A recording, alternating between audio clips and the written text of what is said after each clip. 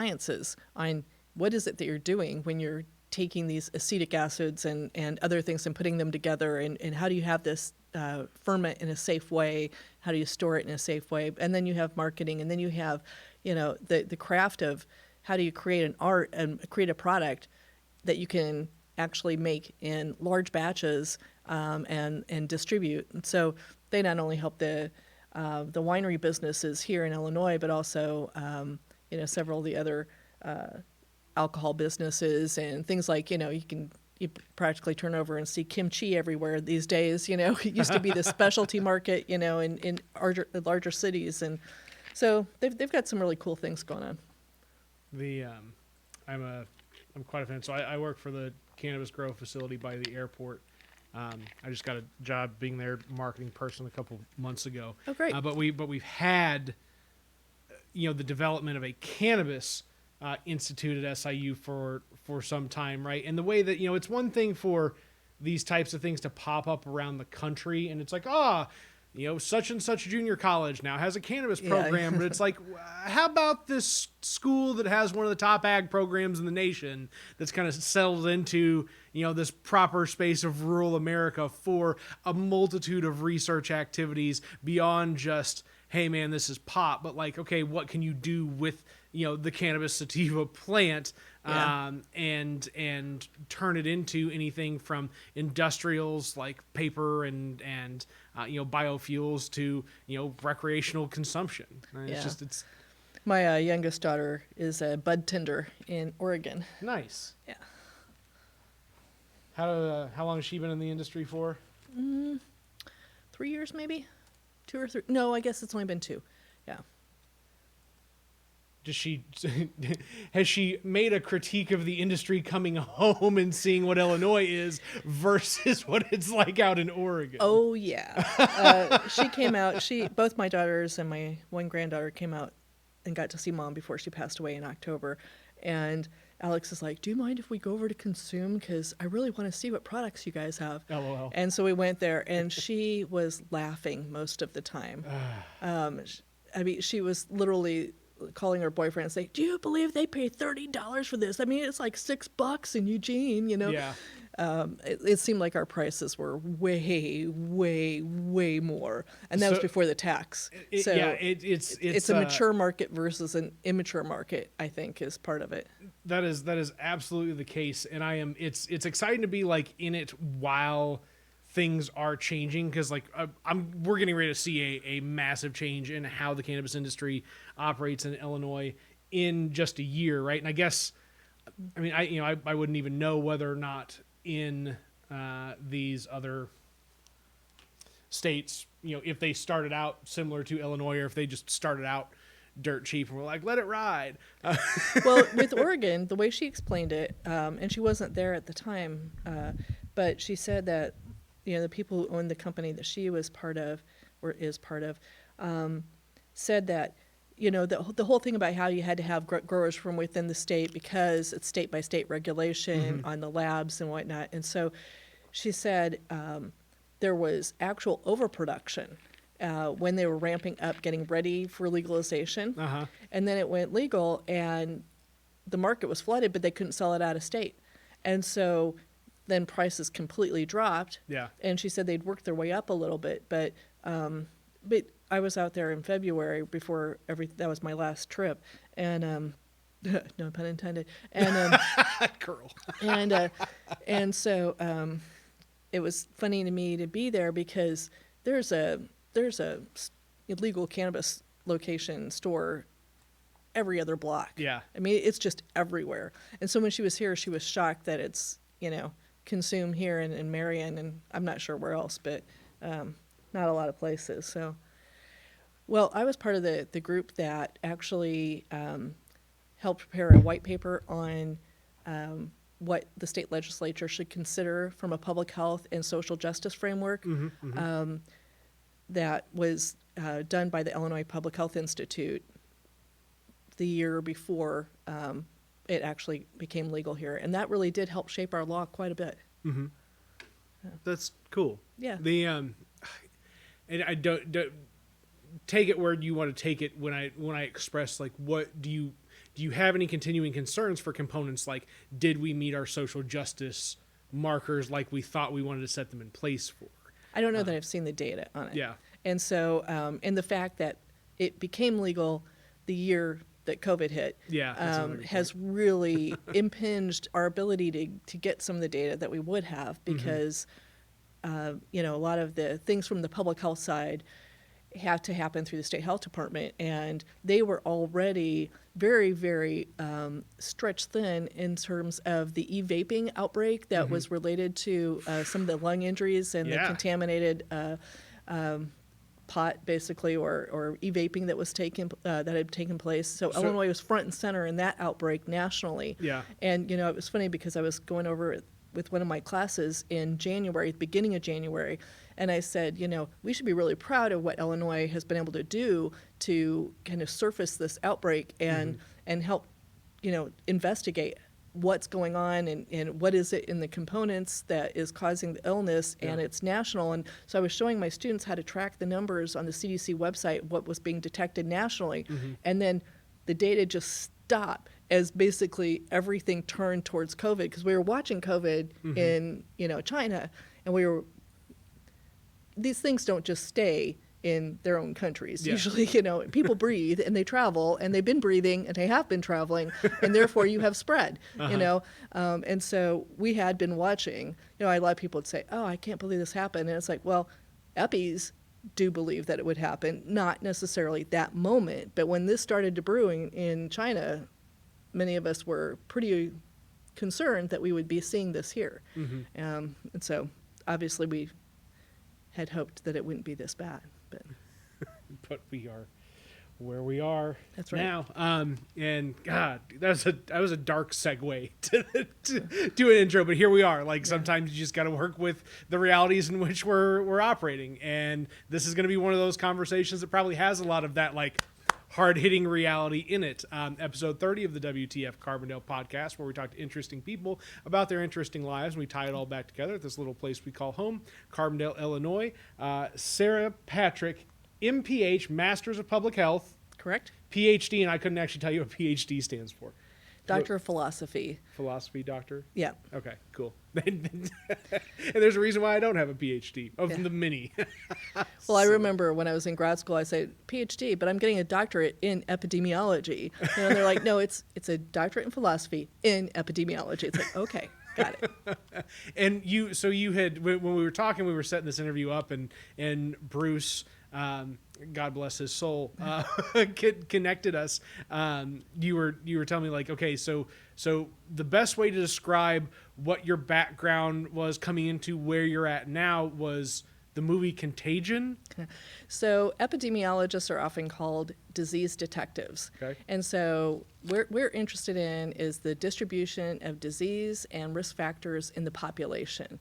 So we're always trying to look at, you know, what is that group of people that might be affected, and how might it be affecting them, and what do we need to look for in terms of what could be intervened upon, so that we could try to help populations be be safe and to take care of themselves. It's so succinct, like listening to somebody who, like, does this, and just how plain the descriptions can be of something so very, very complex. I mean, do you see it as something really complex, or are you one of those folks that kind of boils it down into, oh, it's really just as simple as here's these numbers here and these people doing this thing? I don't think of it as simple, but I do think of epidemiology as being a way of looking at the world that can be used for almost anything, you know. And so people usually tease folks in public health because we see public health in just about anything you do within your life. And so I've been part of some different business think groups and think tanks and whatnot, and usually when you have somebody from outside come in and talk to a bunch of public health people, they're like, will you guys focus? You know, it's like you're everywhere, you do everything. And we just smile and go, yeah, exactly. Because we don't necessarily know today what it is that's going to be the problem tomorrow. And so you have to be a broad thinker, but you do have to be able to drill down to details too. That's part of the science, and epidemiology is considered the founding science of public health, which we're very happy about. And so it's a really interesting field. Every day is not the same. I used to be a state epidemiologist for 2 different states, and one of the things that I always loved about that is, in a given day, I could be getting a phone call from somebody on a state Senate committee asking me questions about the cancer registry, and then I'd get an immediate interview on the latest drug-resistant organism at a certain hospital system, and then I'd have 3 or 4 consumers call me and say, I don't think we have any data on blah blah blah problem that I'm interested in, and it's like, no, actually we do, and here's where you can find it. And then I'd have staff issues, and I'd have a variety of other things, and that was that day. And then the next day it'd be completely different. And that makes it kind of interesting. You always have to be on your toes. You better be able to pivot. And I like that. I like that challenge. Where is kind of the difference between the working actions when you are an epidemiologist, I'll say, operating in the field, right, versus in a educational setting where you are teaching and collecting data that's still kind of a day-to-day operation, but like there's a different layer to it, I imagine. Definitely. And you're so astute to get that difference. So we usually talk about it as being in practice. That's when you're working at a state or local or international health ministry, compared to being in academia. And so I remember one time I was on a panel with a bunch of epidemiologists at the American Public Health Association. I used to be the chair of the American Public Health Association Epi section, so they brought all these former chairs back to talk about the future of Epi and what we were looking at and how we were planning it. And I made some comment in the middle of that I leave practice when the politics just drives me insane and I feel like I can't do real science. Yeah. And then I go teach until the desire to just get back into practice kicks me, and I have to go back and get real live stories again because something's going on that I just have to be part of. And the room started laughing when I said it. And the moderator, I kind of looked surprised, and the moderator said, well, I've never heard academia be claimed as not political. And I remember thinking, yeah, you haven't answered to a governor before, and a state legislature, So, I mean, academia does have its politics. Yeah. But one of the differences is, certainly the contact and access to students. And I do love to teach, and I love to bring on the next cadre, the next group of students who will be the practitioners. I keep telling them, if you're somebody that I want to hire after this, that's a good thing. If I've learned enough about you and your behaviors and what you're able to do when we're in the classroom, and I'm like, yeah, you might want to think about this other thing, then that's probably not a good sign. But I love students, and I love to teach. I also really do enjoy doing research, and so that's one of the things that you don't have a lot of time to really sit down and do as much of in practice. It's not that some places in practice don't do research. They do some fabulous things, but in academia you have more time for that. Yeah. And so you can actually, really sit and think out your ideas and compete against other scientists to get those ideas funded. And so that is also very interesting. I taught a grant writing class this summer, and one of the things that was really fun for me was this group that I serve on at the Illinois Department of Public Health called Illinois Partnership for Safety. They had seen a grant come out, a funding opportunity come out from the CDC on adverse childhood experiences. And because everybody at the state was just going nuts on COVID, they just didn't have time to be able to write this. But they knew that I would have this grant writing class. And so they said, could you maybe help us? And I said, I'll help you, but can I have my students help us too? And so our students at SIU got to write a real proposal that went to CDC to fund work on adverse childhood experiences, preventing them, but also having some stronger epi to know exactly what our trends are and where we need to work on prevention. It was a great application. I was very proud of our students, and they got a real life experience. We didn't get funded. They only funded 4 in the entire nation. Yeah. I think we were somewhere in the top 10. But that was still, I kept telling the students, you have succeeded even if the state didn't get this funding, because we were able to pull together more and more partners across the state to actually start to ask the questions, what actually does need to happen here and how do we do it? And those conversations don't just go away because you didn't get funding this time. And a lot of times CDC will fund a handful of states, often ones that already have a lot of activity in an area, to start to say, okay, you guys kind of are the top in this area. What can you find out that we can then push out or apply to other states? And so I think that there's a very strong likelihood that we can be in tier 2 and still get some of that funding. Well, and that's what a lot of these students are going to have to recognize. That's part of why you have school, right? Is that you can do this. It's like bowling with bumper lanes, right? Yeah, If this was to be their first experience in the workforce and they felt like, oh, well, they missed the grant, and now they feel like a boss is putting pressure on them because they didn't do that, versus, hey guys, we're being reached out to as like almost a privileged endeavor as students, like, give it a run. Now they know, hey, here's how I'm supposed to handle the emotional stress of either winning or losing in the grant process, and what losing means in terms of continuation of seeking work in verticals versus, had they won the grant, now it'd be like, oh crap, now we got to administer the grant, and what do we do from there? So 2 lines of activity that both are very valid, whether you do or don't get a grant. Exactly. And I think that one of the things that we have to teach students is how to pick yourself back up when that first try didn't work, because I have seen, in my experience, a change over time that there's just supposed to be, everyone has an A and everyone's supposed to be perfect at the very get-go. And I'm like, do you know how many times I've fallen on my face in 30 years of practice?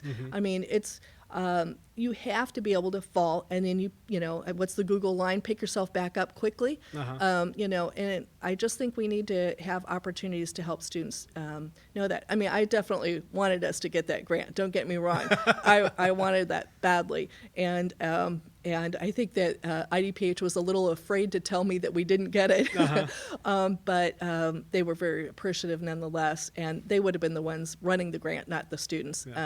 If it got funded, and it was submitted by IDPH, not by SIU. We were the grant writers for them, and they were the submitter and would have been the ones running the grant.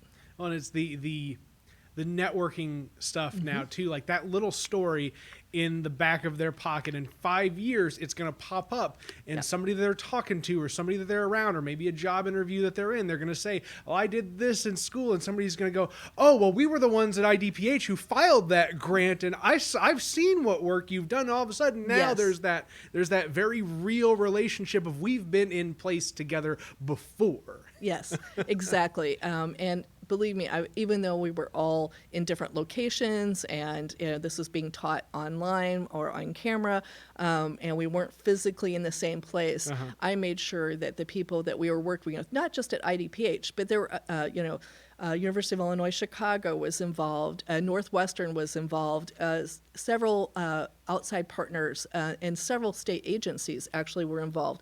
So I made sure that they would get the students' names, that they knew who the higher performing students were in some of that, and I made it a point of saying, they'd say, oh, that was a great idea. And I said, yes, that was from Kyle Miller. And he's a doctoral student in our program, and he was the one that found that model that I think will really apply here. So it's really fun to be able to pat those folks on the back and to say, like you said, make that connection for them. That will pan off later on. I think so. Well, hey, now I'm gonna have to have Kyle on the podcast. He's great. I love Kyle. Kyle is phenomenal. He's done a lot of work here. I've just had the pleasure of knowing him for a handful of years now, and it's really cool to watch somebody like get into this and then blossom like he has. Yeah. Right. Like just to latch onto it and like be so able to take that that storytelling component, Mm-hmm. right? And plug himself into every data set that he goes out there and seeks to find in every piece of work that he does. Yeah, he's really creative. Oh, that's so neat. Yeah. So have you always been an Illinoisan, or like what brought you here? I mean, outside of obviously coming in for work at the school, but like, was there something in particular that stood out about the community that you were like, I'll go there? Or was it really like this job opportunity is the thing I'm going for? So I was born and raised in Illinois. Okay. I did go to that other university that has orange and blue That's colors. okay. We don't have an issue with University of Illinois. We don't like SEMO. Isn't that the no? Well, I was the state epi in Missouri, so I had to do some stuff with SEMO too. So I'm born and raised in Illinois. My parents born and raised in Illinois. Grandparents born and raised in Illinois. On the east, I went to high school in Lawrenceville. And when I was a kid, I used to come to church camp over at Little Grassy Lake, Camp Carew. And so that was my tie to Carbondale and the general southern Illinois area. And then, but my career has taken me all over the country and the world. And so I've really had a lot of fun working in many, many, many places. But I was actually coming closer and closer to home, and had been the deputy director at St. Louis County Department of Public Health. Great place, really interesting job. I really enjoyed it a lot. And my mom had moved back to Southern Illinois. She'd retired in Florida, but as she was getting older and a little bit more in need of help, my sister was living in Marion, and actually my nephew and his wife had moved to Marion first. And so then my sister said, well, I want to move there and get out of Lawrenceville. And then my mom moved there. And so we were joking about it, Marion being magic, that all these family members were kind of moving back to the area.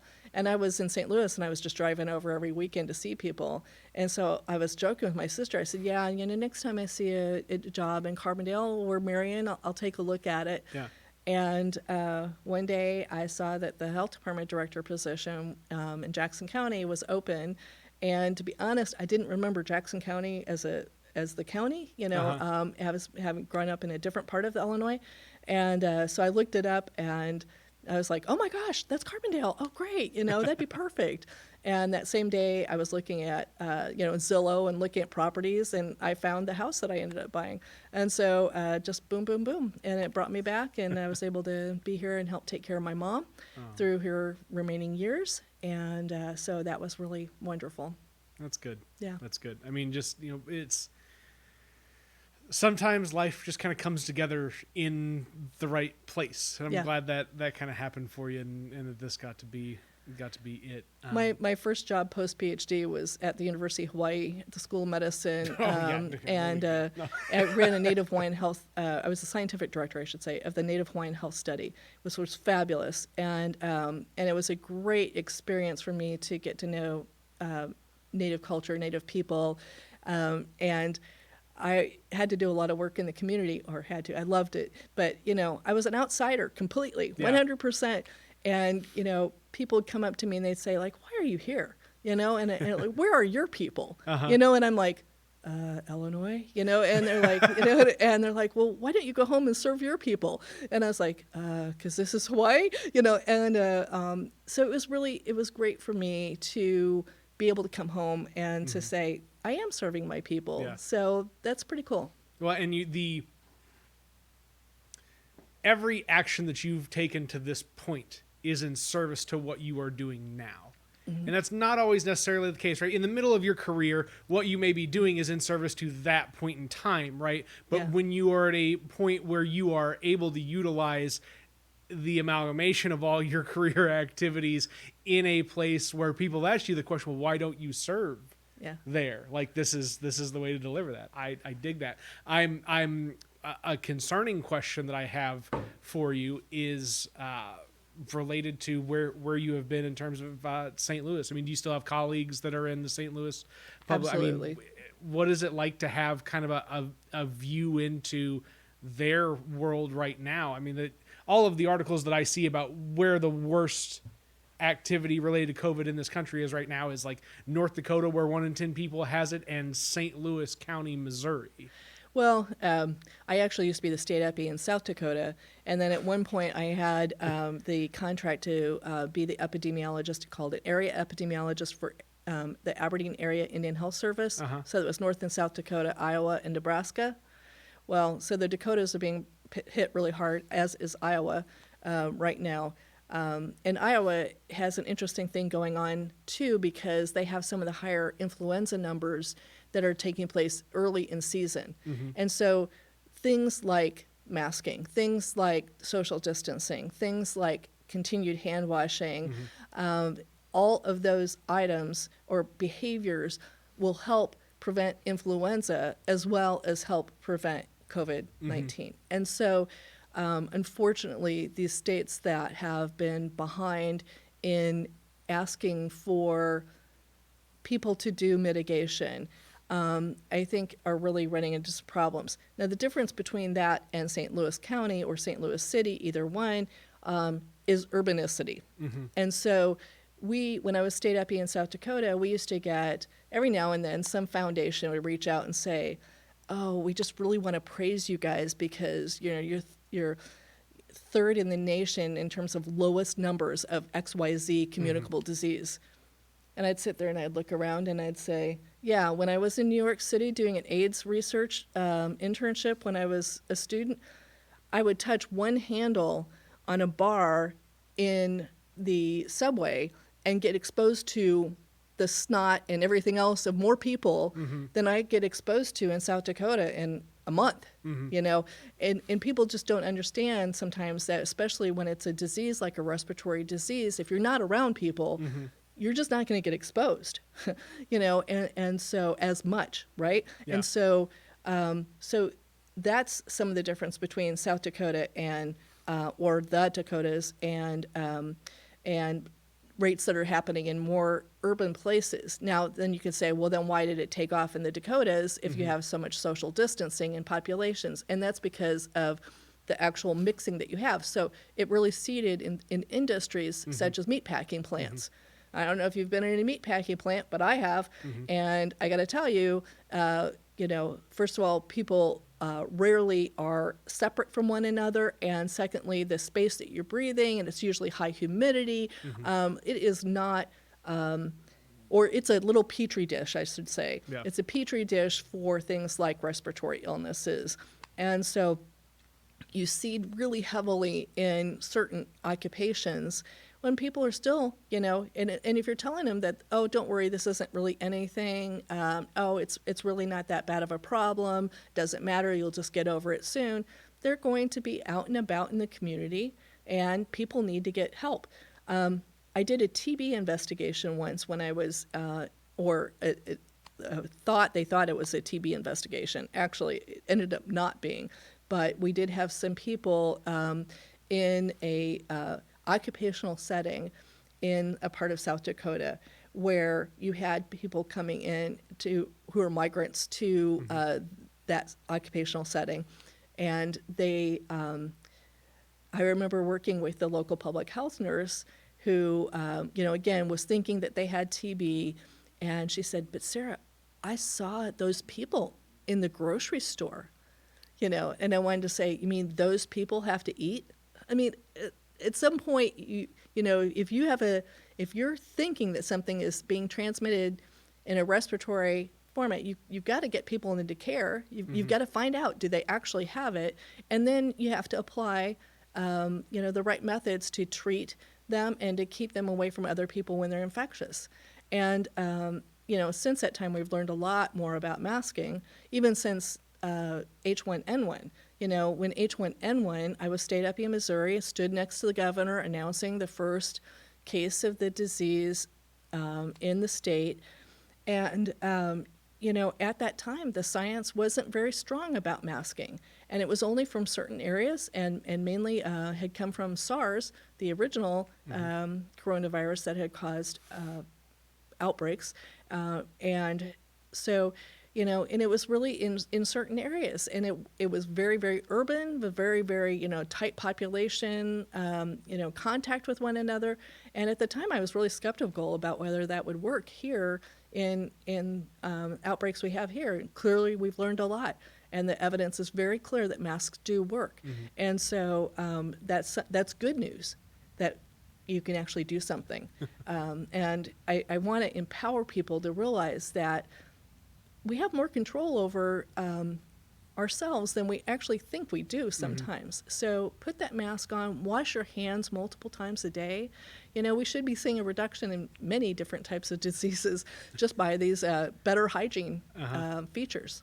Well, and I'm interested to see if this sticks afterwards. Like, I mentally in my mind, like I'm going, okay, now I understand why, large swaths of populations in Eastern cultures, whether you're in China or Japan or any number of countries where mask wearing and some of these communicative protective norms were already the case, right? For whatever reason it may have been, right? Whether people saw it as something against pollution and smog, whether they saw it as something against actual communicable diseases.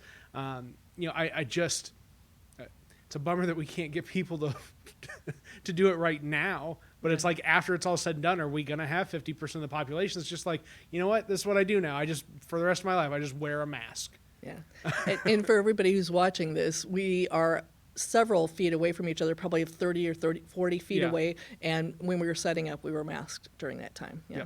Yeah. And what's been nice about this space, and I've tried to, I'm going through the same bargaining that anybody else that's trying to do something in COVID is, and I feel halfway like a jerk, halfway like, okay, am I my own little experiment here? It's like I work when I've utilized this space for say like a 10-person activity where we've spread people out at 10 feet apart and whatever else. The other side I've pursued is like, okay, how do we get airflow in this room? So how do we dump air that is coming out of people's mouths into an outside space and circulate it straight out, not recirculate it within the space? And like, understand, well, what are the key drivers between having a disease and actually passing that disease on? Yeah. And that is legitimately being in static space with people, exchanging only your own air back and forth. Yeah. I had dinner outside during the summer with a mechanical engineer who does ventilation work. And he's like, oh, finally, somebody understands my business. I said, yes. And I said, finally, somebody understands mine too. Yeah.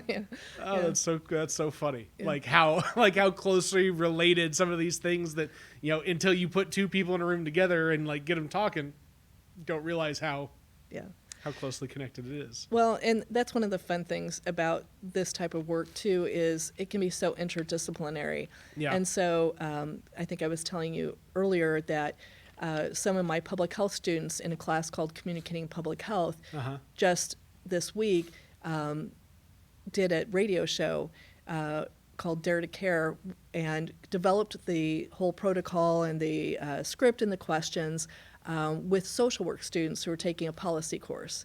And so what we were trying to do is raise the issues of, so you're looking at policy. Well, what policies do we want to be looking at right now related to COVID?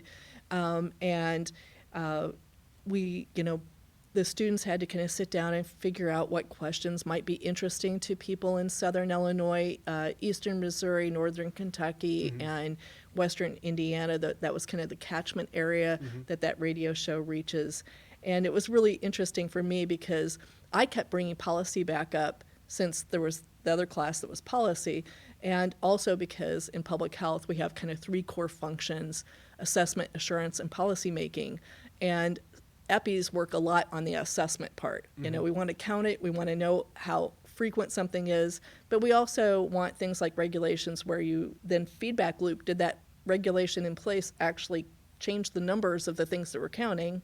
Yes, no, whatever. And then the policy making is one of the better interventions to reach larger groups of people, and since epidemiologists are interested in populations, while it's all great and good that a clinician can see the 20 people that they saw that day, I'm after, populations that are much larger and trying to impact that. And so one of the things that the students got talking about was whether or not there were some policy changes related to COVID that might be interesting for the group to talk about. And so we got talking about what is it that SIU is doing to help protect students against COVID.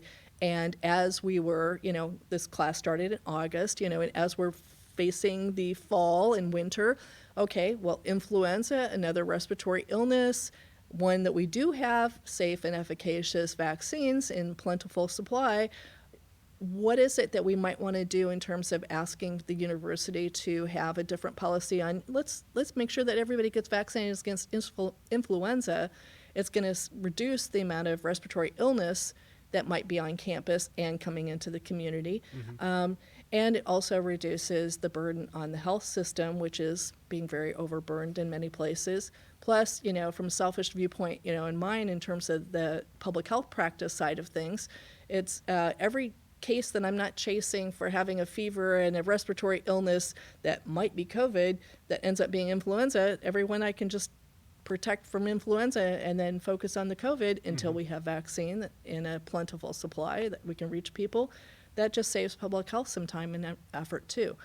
And so we really got into some great discussions about whether or not the university should ask people to have influenza vaccine. And we were, students were starting to do some research to find out what universities have changed their policies as a result of this co-infection or this co-circulation, if you will, of COVID-19 and influenza during the same season.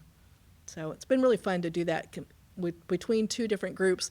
And so we asked, the other faculty member was Dr. Elaine Jerkowski, and she said to the students, what is it that you're learning that is different about how the other discipline is looking at this situation or this problem? And so the social work students said, well, the students over in public health, they're really into, like evidence and science, and we're really into advocacy. And again, I was like, well, we're into advocacy too. Yeah. but nonetheless, this is how the students were seeing the difference between the two. It was interesting. I've got my brain pulling me in three different directions right now, trying to figure out like which choose your own adventure part of this conversation I go with next. So cycling back to something that you kind of spurred in my mind up a few minutes ago, you were talking about serving populations, right? And looking at this from a population standpoint. Mm-hmm. In your work as, a director in different positions for public health entities, did you have a passion going into it saying, I'm going to seek out work with indigenous and migrant communities? Or is that inherent in the work because they are exposed communities, because they are communities that are more tightly knit, not just from a social perspective, but from a labor perspective, where they are forced into spaces that are much more likely to see communicable disease than not? Like, is there just that component of public health is these folks? That's a really interesting question, and my mind's also going about three different directions right now too. And take your time. So one of the thoughts that I have is that I definitely have always been drawn to where the problem lies. Uh-huh. And so in that way of looking at it, you would think of, epidemiologists should be focusing on things that where we have inequities and trying to make it more equitable, everyone has access to health kind of world. And yet, I've worked in different communities where I've also had people challenge me and say, Sarah, you're looking at us from a deficit, and even within our group, there are people who are doing better and people who are doing worse. Mm-hmm. And so why aren't you asking the question about what predicts who's doing better versus what's predicting who's doing worse? Mm-hmm. And so I've actually done some research on that as well. when I was in the Epidemic Intelligence Service, that's the 2-year post-PhD or post-MD fellowship that CDC has, that is the one that's in the movies like Contagion and stuff like that. I was able to ask some of that question, and that was really interesting for me to do that. I've always liked helping people, and I always like being where the problem is to try to help solve the problem. And sometimes the problem is in people just like me. Yeah. So it's not like, oh, I'm looking at other people because you're the problem or you're the situation or whatever. I mean, often I'm the problem, I'm the situation. And so there has to be a lot of cultural humility when you do really good public health. And I have erred at times. I have made mistakes. I have been forgiven more times than I deserve to be. But it keeps pulling you back. And so when Governor Pritzker got elected, I got a phone call to consider being at IDPH and in a certain role. And one of the people interviewing me asked me, we have some health inequities in the state of Illinois that are really impacting African American populations disproportionately. And are you willing to be committed to solving those problems? I said, of course. I mean, what is it about my background that would make you think I wouldn't be? And I was trying to explain to this person who was not an epidemiologist that epidemiologists try to look at the data from every different, I call it slice and dice, and every different perspective. Is it age that is increasing the risk? Is it a physical susceptibility that is causing the risk? Is it social, cultural, this group of people is not allowed the same access to care or to jobs or to safe and healthy housing, and so I said, I feel like I'm always looking at things from trying to say, okay, who's missing from this picture? Who's getting the worst outcome or being exposed more? And so I said, of course, I would be very willing to do that. And they're like, well, how are you going to sell that in Southern Illinois? And I said, well, it's not that there aren't commonalities. Even if you're looking at a population that might be more Caucasian, for instance, let's find one of the threads that's the same. Is it education? Is it poverty? Is it access to care? I said, I don't think that there's going to be a problem at all. I actually think that Illinoisans in general are fairly kind towards one another and want to be strong and want to help build each other up. That's how I was raised. That's how I used to explain when I was in New York or Hawaii or whenever people would say, well, what does that flyover state actually, what's your culture? You don't have any culture there. And I'd be asked, what's your culture? And I'm like, caring. And I'm from a small town and people had to help each other and they had to know, they knew my grandmother and grandfather and my aunts and uncles and, not uncles, but, and other people in my family. And, I didn't want to be embarrassment because everybody knew me and knew all this, family, but, we wanted to help each other. And there was a sense of nobody makes it completely on their own, although, there was a strong pat on the back if you did well, be that A student, that's a good thing. So it's just, I think that there's a lot that can happen in Illinois that is really us helping each other and understanding who is at risk at a certain time and who isn't. So I've done a lot, for instance, like with the opioid epidemic. One of the epidemics that was causing a lot of problems prior to the pandemic of COVID-19. And, I remember when I was in St. Louis and also working on opioids there, I had a woman who was in her early 50s, African-American woman, who said to me, why is it that you guys are interested in opioids now? When my brother came back from Vietnam and had an opioid addiction, nobody cared. But now that it's white college kids who are on the soccer team in an NCAA school who then dies of an overdose, now you're concerned? And I think that was a valid challenge, you know? And there are a lot of people, segments of people, groupings of thoughts and ideas which make people vulnerable or make them in the group that isn't allowed to have the same voice. And I do think that it's part of our job in public health to always find that and to give voice to that and to be empowering, not as a paternalistic, here, I'm doing this for you, but rather we're all in this, I hate to say it together because that tends to be a cliche now in COVID, but nonetheless, from a public health perspective, you are looking at the population. And this group might be doing just great right now and flying high and you know, economically well, and that's great. But that doesn't mean that they're not going to be the ones that are down here later. And so, again, back to some humility. It's like we all die eventually. And so how do we move through our lives in a way that is as healthful as possible, that is not taking away from others, but rather building up? The idea of cultural humility that you brought up is just so highly applicable across you know, educational, social, industrial spectrums right now, right? Like that's when people get upset because they feel as though they're not being heard the way that they are themselves speaking, it's because we're missing that. And somebody will come back and launch you know, an attack of, oh, well, political correctness, why do you have to hold to this? It's like, no, what we're asking for here is exactly what you said, cultural humility, just to bring yourself down or raise yourself up to that same level that somebody else is at. Meet them where they are. And this was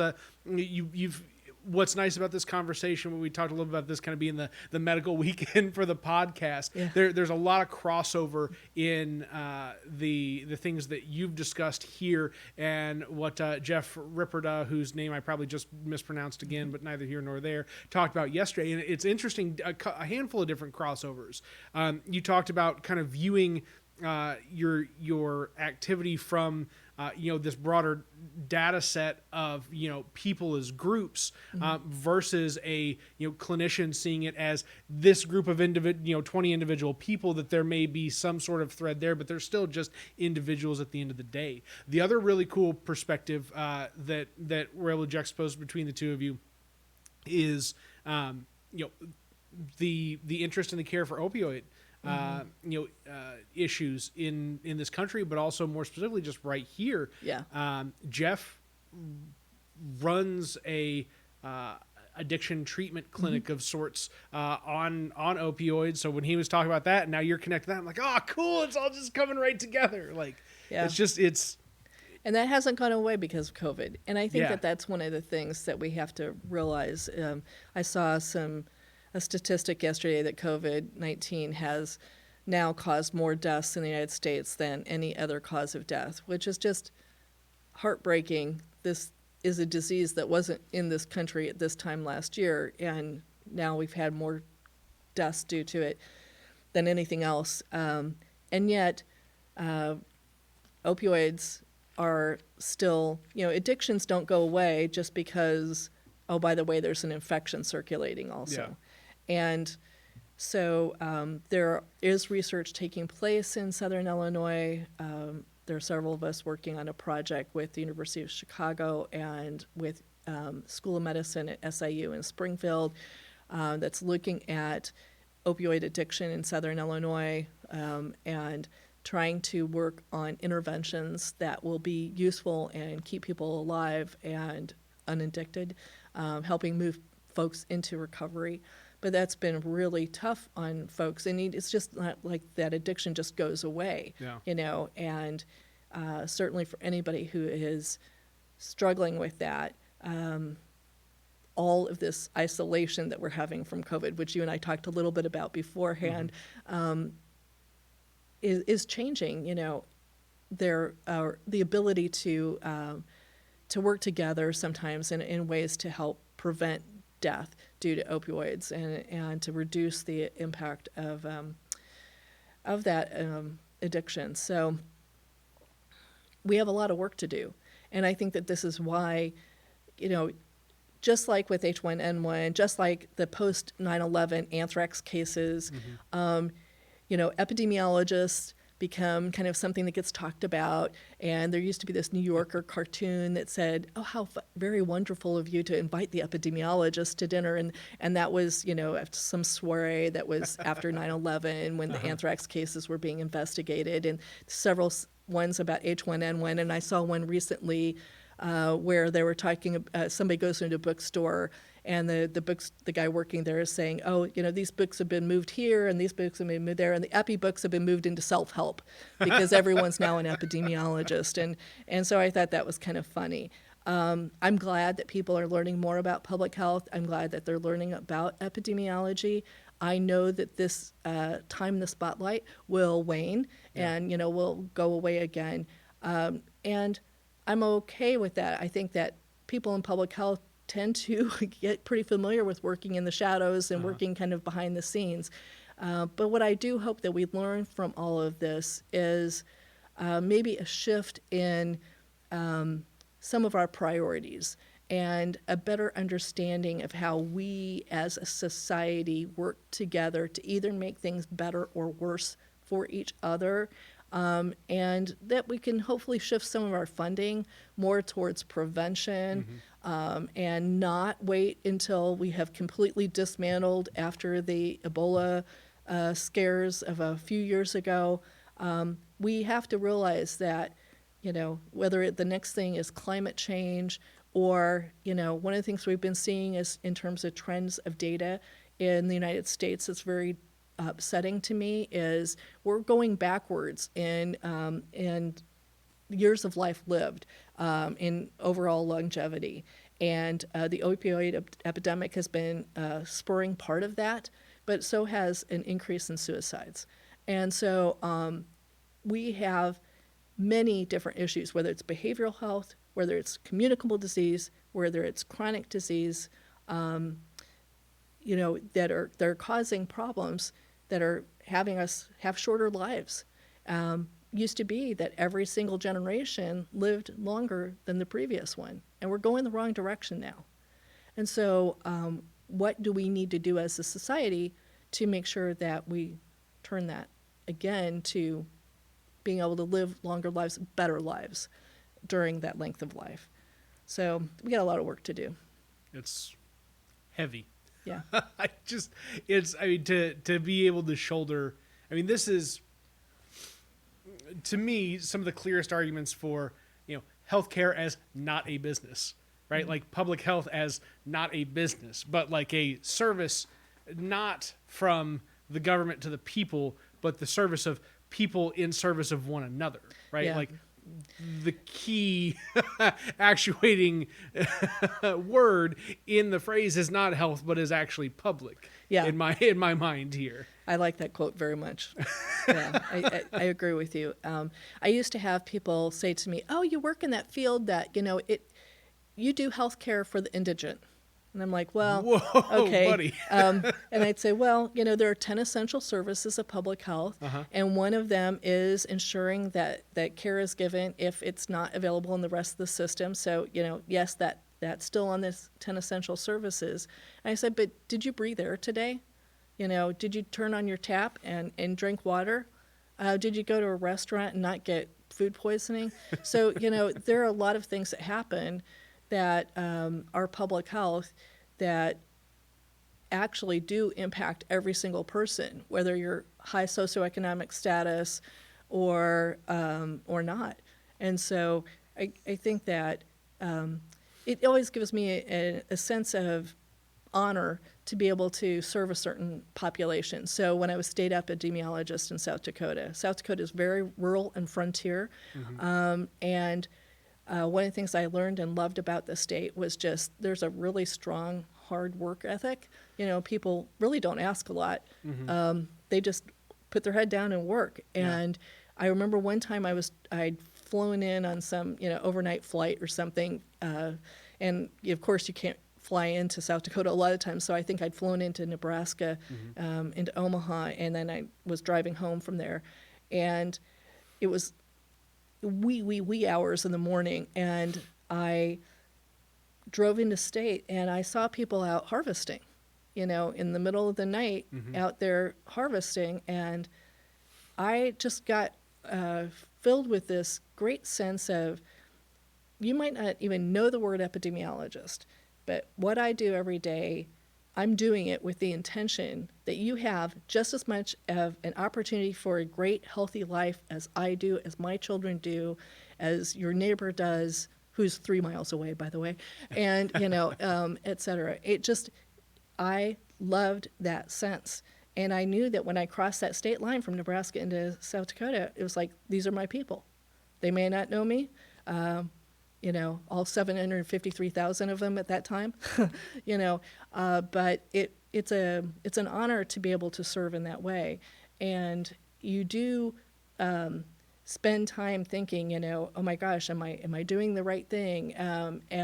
Is my ability to see what's coming next or handle this problem good enough for the people to, if you make a mistake, it's really funny because, you see all the TV shows where the clinician has the patient die and they're pulling their hair out, like it should not happen. And, it's the young clinician, and the senior clinician tells them, it's just something you have to get used to. You try your very best.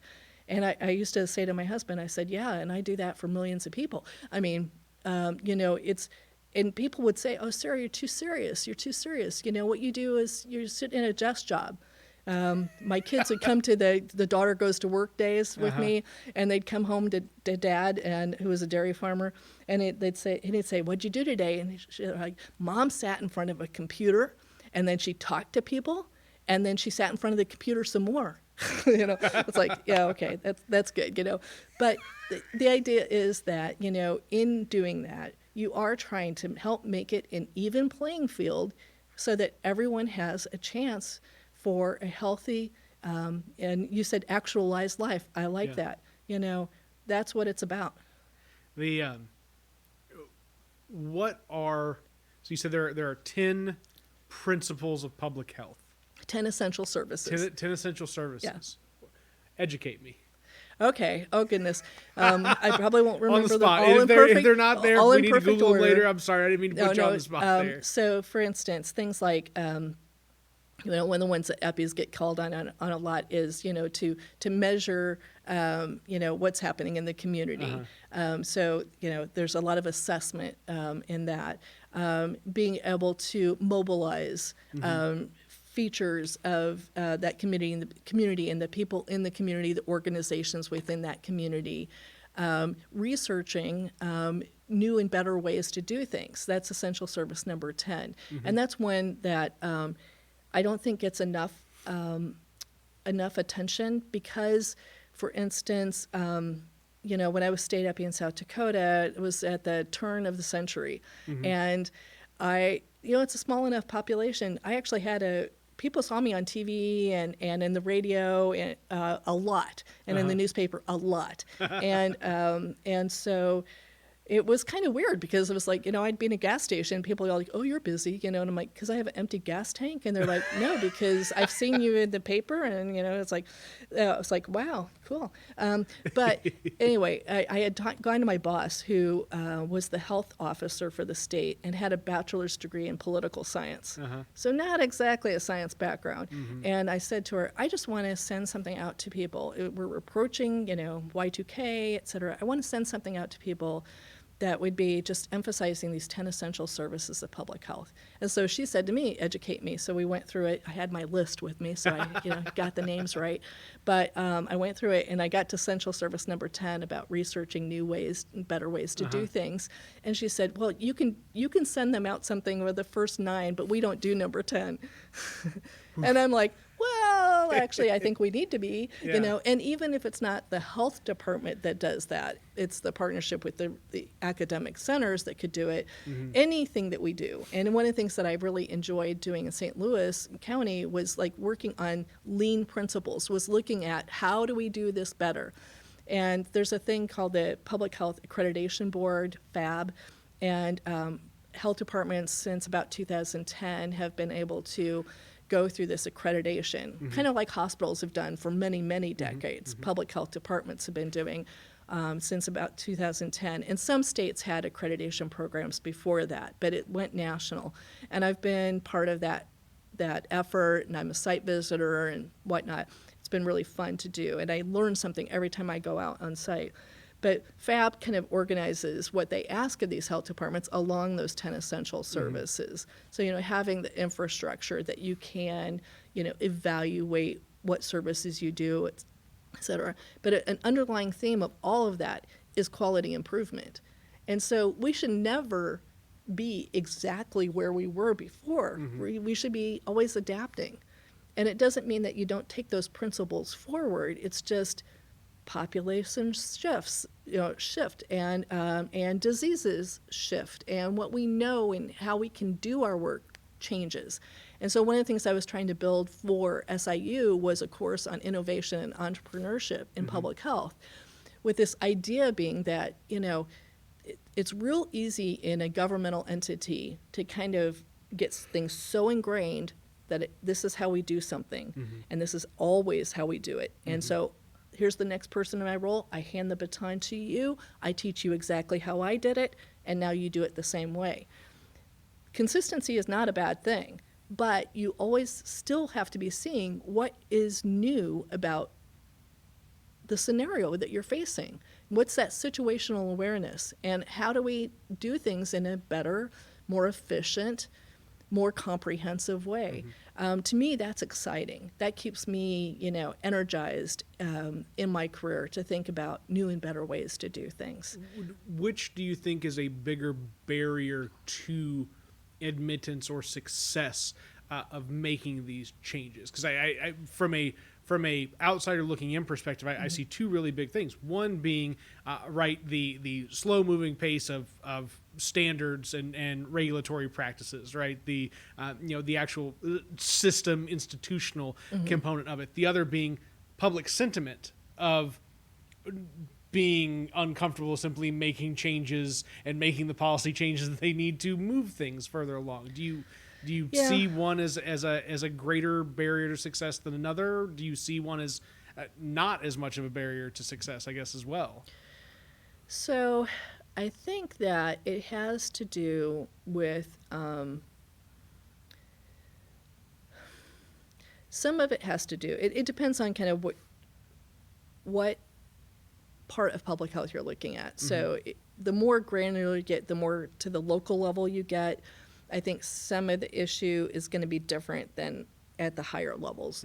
Meaning just up the chain hierarchically, not necessarily better, just different scope. Yep. And so at the local level, I think what my experience has shown me here and elsewhere, I've been on a board of health. When I was even in the EIS, I got to sit on my local board of health and see how a health department is run from that perspective. And I think that one of the problems public health has run into that we're always trying to work on is, hiring people who actually have training in public health. I mentioned how a state health officer had a bachelor's degree in public health or in political science. In the past, that would be somebody with an MD. It's a lot of difference in perspective.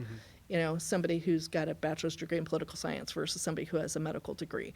And so I think that having a workforce that is trained in public health obviously helps them feel more able to adapt and change, because it's less that I handed you the baton and this is all I know about it. I used to have somebody when I was at the state of Missouri who ran a very large division of communicable disease. And when I was getting to know him, I hadn't hired him, and I said, tell me about your experience. Where'd you go to school? And he got really nervous, and finally he said, Sarah, my only training is I was in the military, and during Gulf War I set up some of the screens for some of the bioweapons that they were afraid were going to be released. And so this was the actual equipment to capture any of the organisms that might have been disseminated. And I was like, okay, well, that's useful information, but it also helps me understand how that division may not be focusing as much on some of the other areas of science that person hadn't had a lot of experience with. And so the goal is not to put somebody down for what experience they do have. It's to say, okay, where do we need to fill in, or how do I meet you where you are, and then also still broaden some of how we're looking at things. And so I think that often in local health departments, this is some of the problem that we run into, is here are the 20, 30 people that you've gathered, and some of that public health training hasn't been available. Now, we do have, for instance, at SIU, we have a undergraduate degree in public health. And when I was in public health training, there were only 2 universities in the country that did undergrad. It was only considered a professional degree at the doctoral or master's or doctoral level. And that's changed over time. And so now we do have undergrad programs. When I was at St. Louis University teaching there, that was one of the fastest growing undergrads programs that they actually had.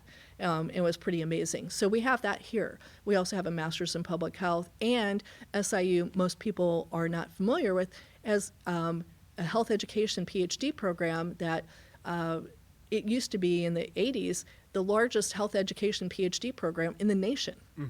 You know, and so we have this history here that can be really useful for disseminating a lot of this knowledge by bringing people into these degree programs. We also have a system, and this summer, several of us faculty were working, we have a new president of the SIU system, and so a bunch of us were working together to say, okay, here's what SIU Edwardsville is doing for their master's program in public health. And this is what SIU School of Medicine in Springfield, they do a lot of research, and they're really great at getting research dollars for projects in public health. And then here's the academic programs that we have here in Carbondale. And so what are the things that we can teach this new president of the system, and also chancellor here, you know, about that we could do better by doing it together, having the campuses work together. So that's exciting to me, because I think that will also help us, you know, reach out into practice and say, how can we meet your needs? Yeah.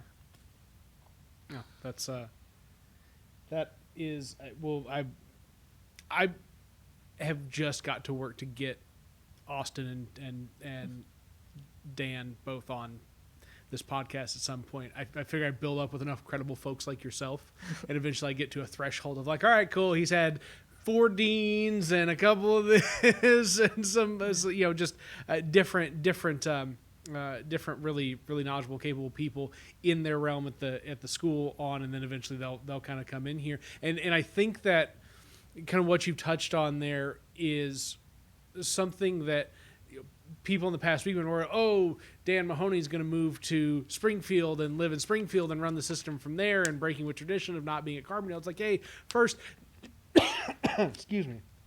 The guy said that when he first got hired. Like, this isn't a surprise. It's not like, oh, I'm just springing this on you now. It's like, he said this 12 months ago, whatever it was, when he first came on board, like, hey, my plan is to 6 months Carbondale, 6 months Edwardsville, rest of the time in Springfield, because he knows where he's going to try and pull strings from and try and like get resources allocated across the system. Like, that makes sense to me. Like, if you are a state-funded university, where do you want your president to be fighting to get resources for the entire system? Well, you want him to be in the state capitol and doing that. Right. You know, the other side of it, recognizing that no matter where, you know, he is physically as president of the system, he's able to see these intersections and then find ways to, again, bring the system closer together and work with everybody to pool up those resources and make a greater value proposition to any student that looks at SIU from any perspective, a SIU Carbondale, an SIU Edwardsville,